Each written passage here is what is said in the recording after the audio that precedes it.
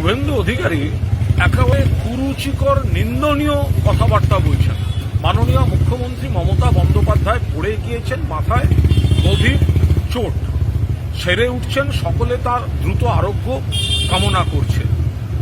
সেই জায়গায় দাঁড়িয়ে শুভেন্দু অধিকারী যে কুৎসিত ভাষায় আক্রমণ করলেন আজকে, এটা বাংলার সংস্কৃতি বিরোধী। মহিলাদের সম্মান করেন না, মহিলা মুখ্যমন্ত্রীকে সম্মান করেন না।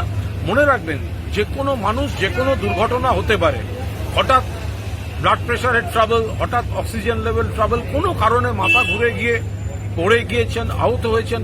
মনে রাখবেন, প্রাক্তন রাষ্ট্রপতি প্রণব মুখোপাধ্যায়ও বাথরুমে পড়ে গিয়েছিলেন। মনে রাখবেন, আপনার আমাদের চেনা পরিসরে অনেক এই ধরনের দুর্ঘটনা ঘটে যায়, আমরা দ্রুত আরোগ্য কামনা করি। কিন্তু শুভেন্দু অধিকারী যেটা করলেন, সেটা কোনো অবস্থায় বাংলার মা বোনেরা, সাধারণ মানুষ বরদাস্ত করবেন না। যে এই অসুস্থতা নিয়ে, এই আঘাত নিয়ে এই ধরনের কুরুচিকর মন্তব্য করা যায়, এটা শুভেন্দু অধিকারী বা অধিকারী প্রাইভেট লিমিটেডের লোকজনদের পক্ষেই সম্ভব।